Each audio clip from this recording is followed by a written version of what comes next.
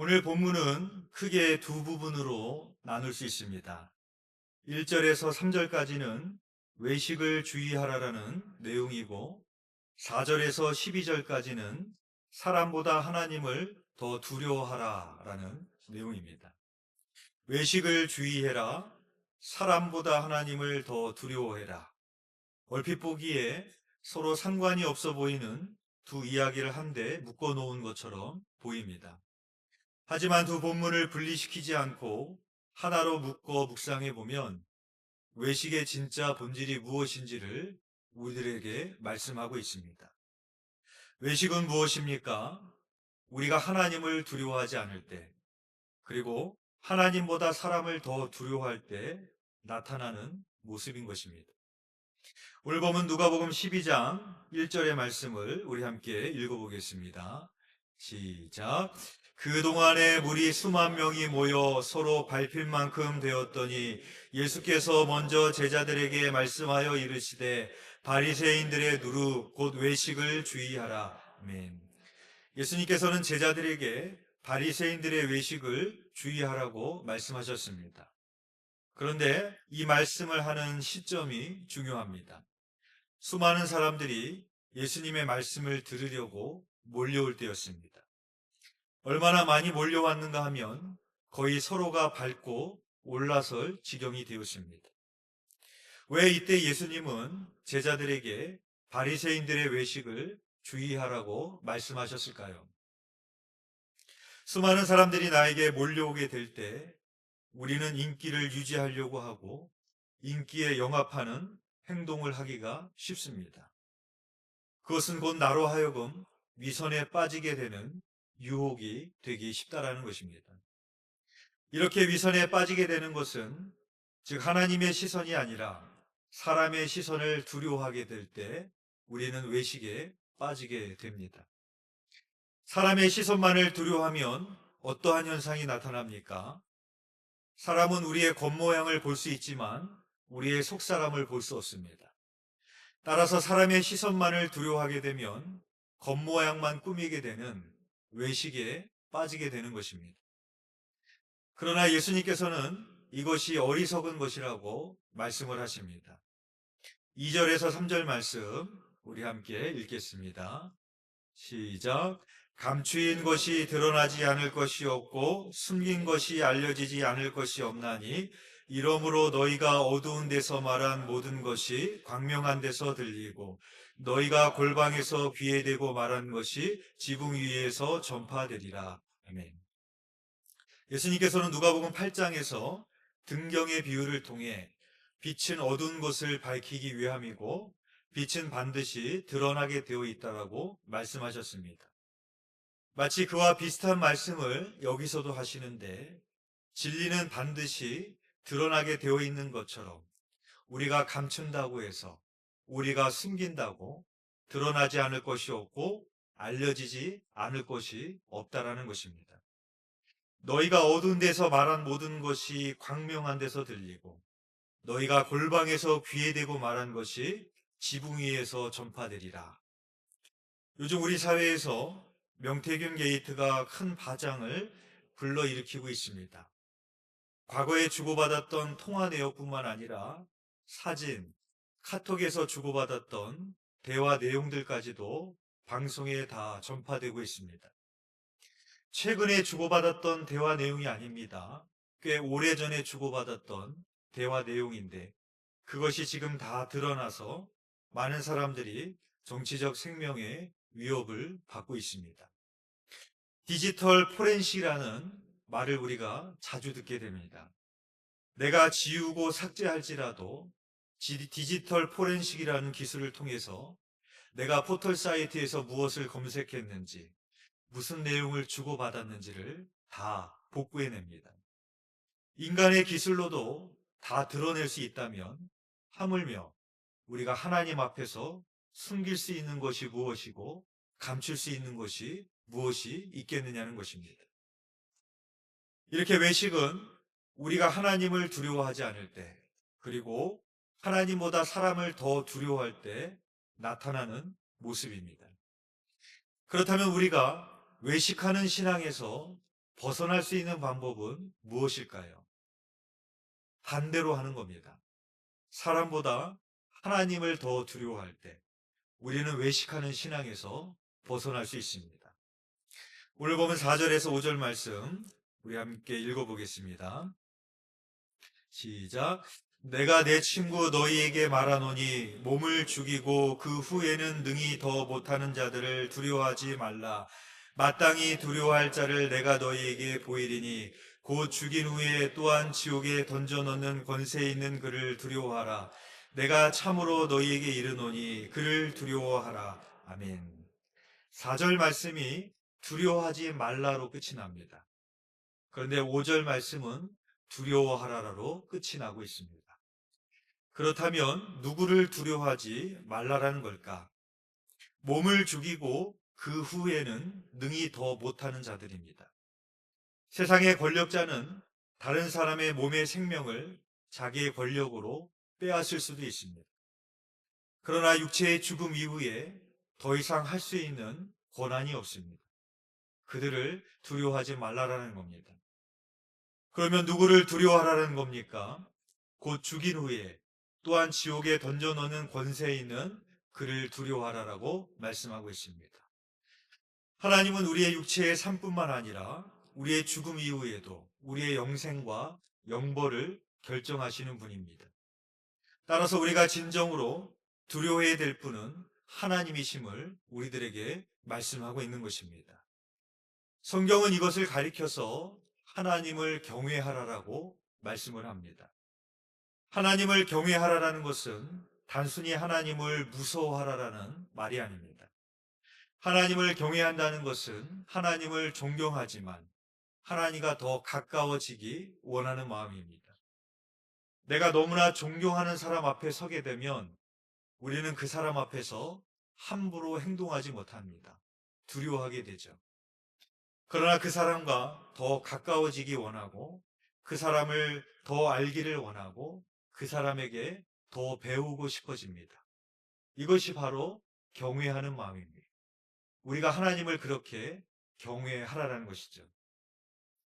성경은 하나님을 두려워하라라고 말씀하시는데 놀라운 사실은 우리가 두려워해야 될 하나님은 우리들에게 두려워하지 말라라고 말씀을 하십니다. 그래서 어떤 사람은 성경에 두려워하지 말라라는 말이 365번이 나온다. 그러니까 1년 365일 내내 두려워하지 말라라는 뜻이다 라고 말하기도 하고요. 어떤 사람은 아니다, 366번 나온다. 윤달이 있는 해가 있기 때문에 366번 나온다. 그렇게 말합니다. 저는 쉬어보진 않았지만 다 의미 있는 해석이라고 생각합니다. 오늘 본문에도 우리들에게 그렇게 말씀을 하십니다. 우리 6절에서 7절 말씀 우리 함께 읽어보겠습니다. 시작. 참새 5마리가 두 아사리온에 팔리는 것이 아니냐. 그러나 하나님 앞에는 그 하나도 잊어버리시는 바 되지 아니하는도다. 너희에게는 심지어 머리털까지도 다 세신 바 되었나니 두려워하지 말라. 너희는 많은 참새보다 더 귀하니라. 아멘. 우리는 이 세상을 살아가다 보면 끊임없이 두려워해야 될 일을 만나게 됩니다. 건강의 문제, 물질의 문제, 자녀의 문제. 그러나 하나님은 우리에게 끊임없이 말씀하십니다. 두려워하지 말라. 내가 너와 함께함이라. 나를 두렵게 하는 것들을 두려워하지 않을 수 있는 것은 무엇이겠습니까? 하나님을 경외하는 것입니다. 나의 인생의 주인 되어 주시고 그 문제보다 크시고 나와 함께하고 계시는 그 하나님을 두려워하는 두려움이 내가 가지고 있는 두려움을 이기게 만들어 줍니다. 왜냐하면 하나님은 우리의 머리털도 세실 정도로 우리를 잘 아시고 우리를 살피시고 우리를 존귀하게 여기시는 하나님이시기 때문입니다. 우리가 하나님보다 사람을 더 두려워하게 될 때 외식의 신앙에만 빠지는 것이 아니라 믿음도 잃어버리게 됩니다. 오늘 보면 8절에서 9절 말씀 우리 함께 읽어보겠습니다. 시작. 내가 또한 너희에게 말하노니 누구든지 사람 앞에서 나를 시인하면 인자도 하나님의 사자들 앞에서 그를 시인할 것이요 사람 앞에서 나를 부인하는 자는 하나님의 사자들 앞에서 부인을 당하리라. 아멘.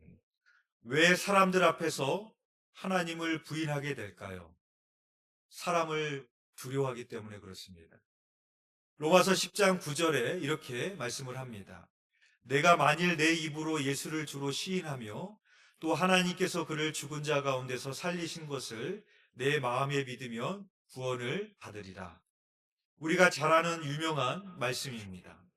예수를 내 입으로 주로 시인하고 내 마음으로 믿으면 구원을 받게 된다라는 말씀입니다. 그런데 이 말씀은 당시 시대적인 상황에서 이해해야 되는 말씀입니다. 당시에 예수를 사람들 앞에서 주로 고백하고 시인한다는 것은 위험을 수반하는 일이었습니다.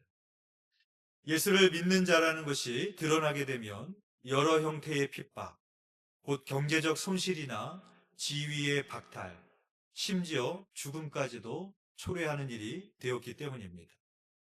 따라서 사람 앞에서 하나님을 부인하게 되는 이유는 이러한 위험을 두려워하기 때문이었습니다. 따라서 사람 앞에서 예수를 시인하면 예수님도 우리를 시인할 것이요. 사람 앞에서 예수를 부인하면 나도 너희를 부인한다라는 말씀은 우리가 예수님을 부인하면 예수님이 우리를 모른 척 하시겠다라는 말씀이 아니라 하나님보다 사람을 무서워하게 되면 외식하는 신앙에만 빠지는 것이 아니라 우리의 믿음도 잃어버리게 된다는 겁니다. 오늘날 우리들은 믿음을 지키기 위해서 순교까지 해야 되는 그런 시대는 아닙니다. 그러나 오늘날에도 동일한 것이 있다면 오늘날에도 우리들의 믿음을 지키기 위해 때로는 여러 가지 불이익과 위험을 감수해야 되는 일이 생길 수도 있습니다. 그래서 오늘날 현대의 교인들 중에서도 교회 안에서는 신앙을 고백하지만 사회생활 속에서는 신앙을 떳떳이 고백하지 않는 경우가 있습니다. 왜냐하면 그것으로 인하여 여러 가지 불이익을 당할 수도 있기 때문인 것이죠. 지난번 지방회 때 저는 장로 자격심사위원이었습니다. 새롭게 장로가 되시는 분들과 장로 진급 중에 계시는 분들을 자격을 심사하는 위원입니다. 거기 오셨던 장로님들 중에서 인상 깊은 장로님이 계셨습니다. 이번에 은정교회에 장로님이 되시는 분입니다. 이야기를 들어보니까 은정교회에서 20년 만에 세우시는 장로님이었습니다. 20년 만에 세우시는 장로님뿐만 아니라 은정교회에서 처음 세우는 장로님입니다. 그러니까 지난 20년 동안 최상일 목사님이 담임을 하면서 담임을 처음 세우는 장로님이 되시는 것이죠. 그래서 목사님들이 관심을 갖고 여러 가지 질문을 했는데 이런 질문을 했습니다. 최상일 목사님이 해마다 홀리위크라는 큰 행사도 하시고 외부 사역도 많이 하시는데 또 그 사역이 대부분 주일에 진행이 되는데 어떻게 감당하시겠습니까? 라고 물었습니다. 그 장로님의 답변이 안 그래도 지난번에 다니던 직장이 주일에도 빈번히 회사에 출근을 해야 되는 일이어서 그 직장을 그만두고 다른 곳으로 옮겼습니다.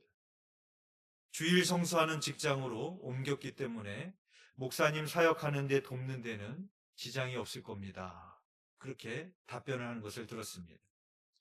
그 이야기를 들으면서 내심 모든 목사님들이 많이 놀라셨고 저도 깜짝 놀랐습니다. 이야, 요즘에도 이런 분이 있구나. 여러분이라면 그렇게 하실 수 있겠습니까? 저는 교우분들에게 주일 성수를 할 수 없으면 직장을 그만두거나 직장을 옮기십시오 라고 말을 하지 못하는 목사입니다. 왜냐하면 요즘 직장 생활이 얼마나 힘듭니까? 또 직장을 새롭게 얻는 것도 얼마나 힘듭니까? 또 그분의 상황과 환경이 얼마나 힘들고 어려운 걸 알기에 저는 직장을 옮기라는 말을 저는 하지 못합니다. 행여나 그렇게 말했다가 직장도 새로 얻지 못하고 힘들어진다면 얼마나 저를 원망하겠습니까? 그런데 여러분, 3.1절 독립만세운동이 왜 3월 1일에 일어난지 아십니까? 원래 만세 운동을 하기로 했던 날은 3월 3일 월요일이었습니다. 고종 황제의 장례식 날입니다. 그러나 황제의 관이 나오는 덕수궁 앞에서 만세를 외치는 건 부담스러워서 날짜를 하루 앞당겨 3월 2일 날 하기로 결정을 했습니다. 그런데 1919년 3월 2일은 주일이었습니다.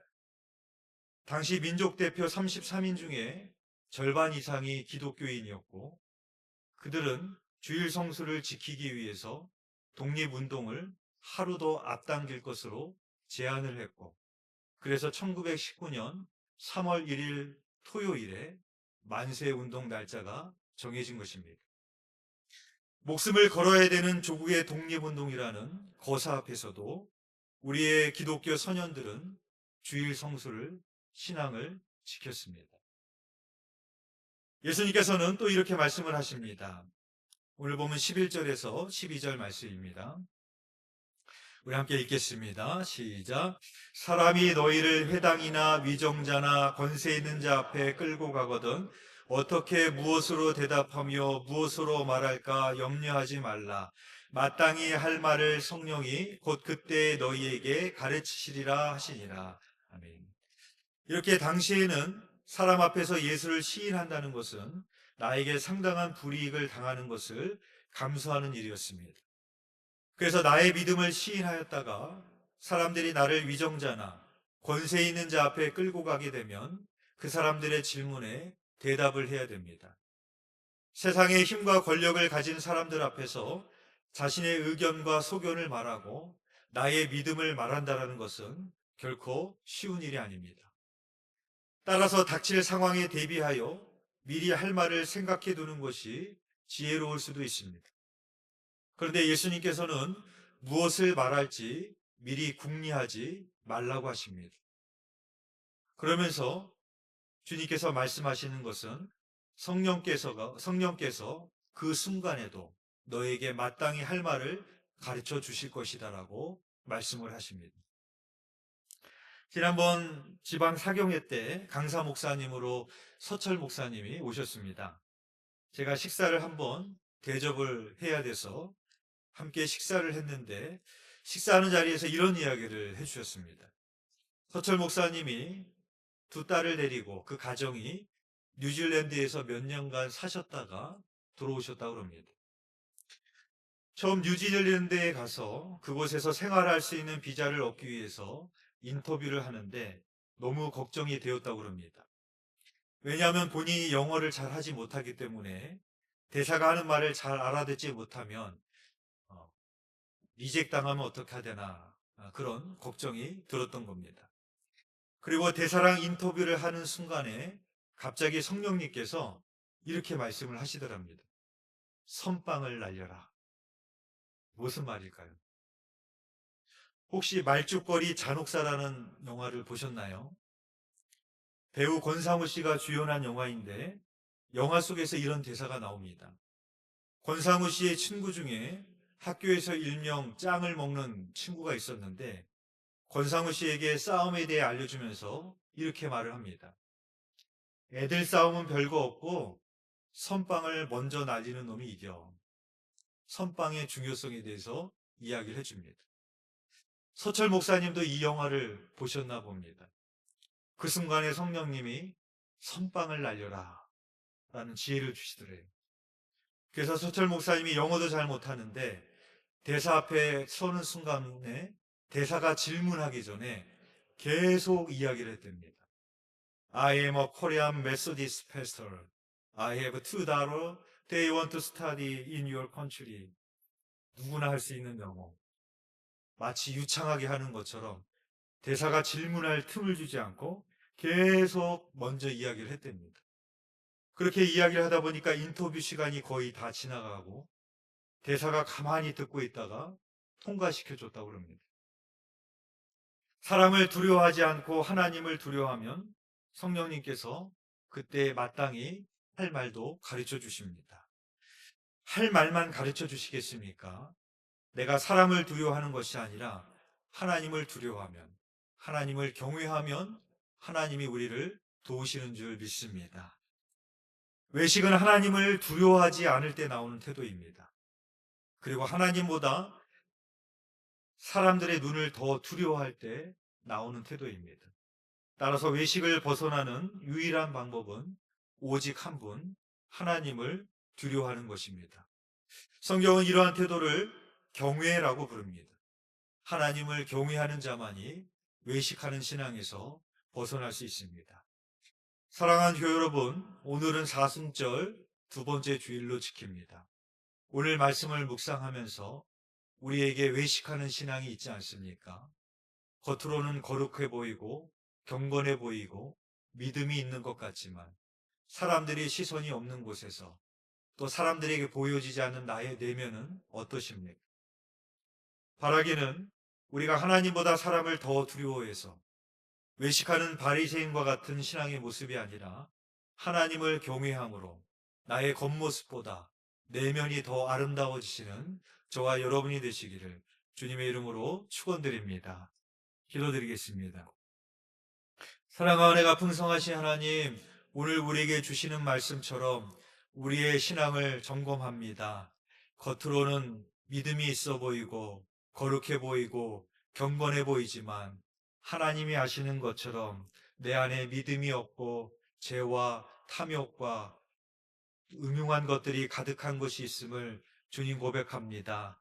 우리가 사람들의 시선을 의식하지 않고 살아갈 수는 없지만 그보다도 늘 하나님의 눈을 의식하며 살아가는 저희들 되게 하여 주시고 세상에 어떤 어려움, 나를 두렵게 하는 일들이 있을지라도 오직 하나님만을 두려워하는 경외하는 신앙을 허락하여 주셔서 그것을 두려워하지 않을 수 있는 믿음으로 살아갈 수 있도록 인도하여 주시옵소서.